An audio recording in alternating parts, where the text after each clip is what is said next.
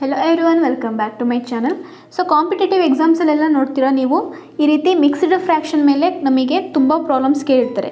So mixed fraction problems ಬಂತು ಅಂತ ಹೇಳಿದ್ರೆ ಹೇಗೆ ಸಾಲ್ವ್ ಮಾಡೋದು ಅಂತ ಹೇಳಿದ್ದು ಈ ಒಂದು ವಿಡಿಯೋದಲ್ಲಿ ನೋಡೋಣ.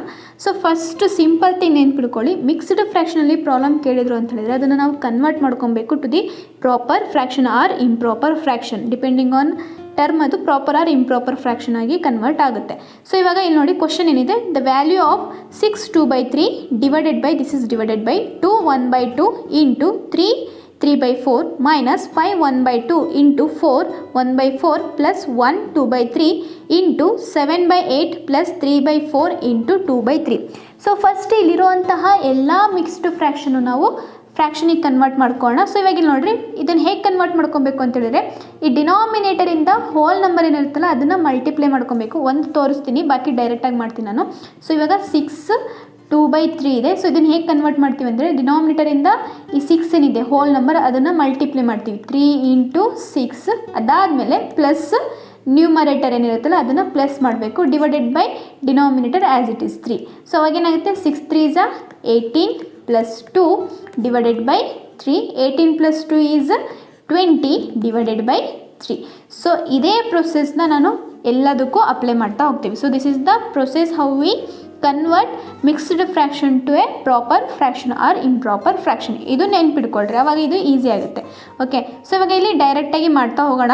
ಸೊ ಫಸ್ಟು ಡಿನಾಮಿನೇಟರಿಂದ ಮಲ್ಟಿಪ್ಲೈ ಮಾಡಿದ್ರೆ 6 3s 18 18 plus 2 20 divided by 3. Then next sign ಏನಿದೆ divided by as it is. Next 2 1/2ನ ಕನ್ವರ್ಟ್ ಮಾಡಿದ್ರೆ 2 2s 4 4 plus 1 5 divided by denominator as it is 2. Next sign ಏನಿದೆ into again 4 3s 12 12 plus 3 15 divided by 4.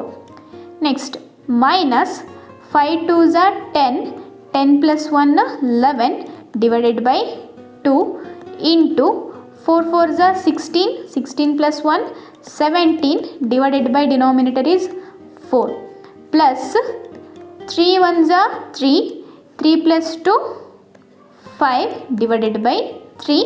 Then ಇದು mixed fraction ಅಲ್ಲ, ನಮಗೆ ಅದನ್ನು as it is ಬರ್ಕೊಳ್ತೀವಿ.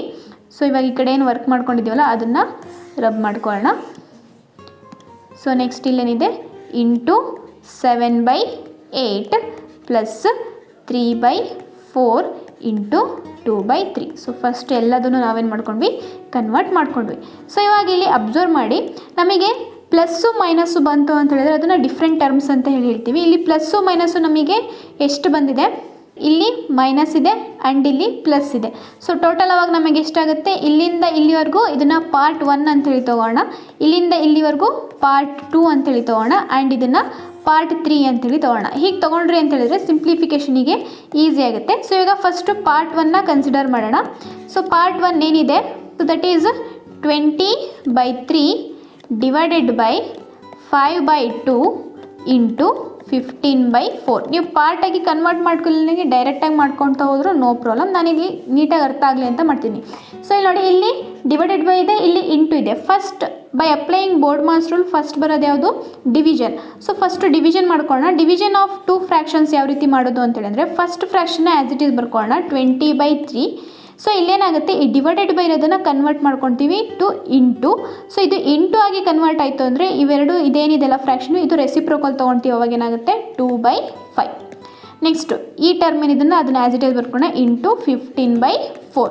So ಇವಾಗ ಇಲ್ಲಿ ನೋಡಿ, ಎರಡು ಮಲ್ಟಿಪ್ಲಿಕೇಶನ್ ಬಂತು, ನೀವು ಡೈರೆಕ್ಟಾಗಿ ಮೂರೂ ಸಿಂಪ್ಲಿಫೈ ಮಾಡ್ಬೋದು. ಸೊ ಇಲ್ಲಿ 5 1s 5 3s 15 3 3 get cancel and 4 1s 4 5s 20 5 2s 10. So part 1 ಎಷ್ಟು ಬಂತು, ನಮಗೆ 10 ಬಂತು. ಸಿಮಿಲರ್ಲಿ ಇವಾಗ ಪಾರ್ಟ್ 2 ಮಾಡೋಣ. ಸೊ ಪಾರ್ಟ್ 2 ಏನಿದೆ, ಪಾರ್ಟ್ 2 ಸೈನ್ಸು ಪ್ಲಸ್ಸು ಮೈನಸ್ಸು ಆಮೇಲೆ ಲಾಸ್ಟಿಗೆ ಬರ್ಕೊಳ್ಳೋಣ ಆಯಿತಾ ಒಂದೇ ಸತಿಗೆ. ಸೊ ಏನಿದೆ 11/2 ಇಂಟು 17/4 ಆಯಿತು. ಸೊ ಇಲ್ಲಿ ಡೈರೆಕ್ಟ್ ನಮಗೆ ಮಲ್ಟಿಪ್ಲಿಕೇಶನ್ ಇದೆ. ಸೊ ಅದಕ್ಕೆ ಏನು ಮಾಡ್ತೀವಿ, numerator into numerator, denominator into denominator. So ಇವಾಗ ಮಲ್ಟಿಪ್ಲಿಕೇಶನ್ ಮಾಡಿದ್ರೆ 11 7s 77 7 ಕ್ಯಾರಿ 11 1s 11 11 ಪ್ಲಸ್ 7 ಎಷ್ಟಾಗುತ್ತೆ ನಮಗೆ 187 divided by 2 4s 8. This is part 2. Similarly ಇವಾಗ ಪಾರ್ಟ್ 3ನ ಸಿಂಪ್ಲಿಫೈ ಮಾಡ್ಕೊಳ್ಳೋಣ. ಸೊ ಪಾರ್ಟ್ 3 ಏನಿದೆ ನಮಗಿಲ್ಲಿ 5/3 into 7/8 plus 3/4 7/8 plus 3/4 into 2/3 so ಇಲ್ಲಿ ಫಸ್ಟ್ ಏನು ಮಾಡಬೇಕು, ನಾವು ಬ್ರ್ಯಾಕೆಟಲ್ಲಿರೋದನ್ನು ಸಾಲ್ವ್ ಮಾಡ್ಕೊಬೇಕು. ಸೊ ಇಲ್ಲಿ ಬ್ರ್ಯಾಕೆಟಲ್ಲಿ ನೋಡಿ, ಇಲ್ಲಿ ಪ್ಲಸ್ ಇದೆ, ಇಲ್ಲಿ ಇಂಟು ಇದೆ. So first according to BODMAS rule multiplication ಮಾಡ್ಕೊಳ್ಳೋಣ. ಸೊ ಇಲ್ಲಿ 3/4 ಇಂಟು 2/3 ಅಂದರೆ ಇದು ಡಿನಾಮಿನೇಟರು ನ್ಯೂಮರೇಟರಲ್ಲಿರುವಂಥ 3 ಎರಡು get cancel and 2 1s 2 2s get cancel. So ಏನು ಉಳಿಯುತ್ತೆ 5/3 ಬ್ರ್ಯಾಕೆಟಲ್ಲಿ ಅಂದರೆ ಇಂಟು 7/8 ಪ್ಲಸ್ ಇಲ್ಲೇನು ಉಳಿತು 1/2. ಸೊ ಇವಾಗ ಅಡಿಷನ್ ಆಫ್ ಫ್ರ್ಯಾಕ್ಷನ್ ಮಾಡಬೇಕು. So which is equals to 5/3.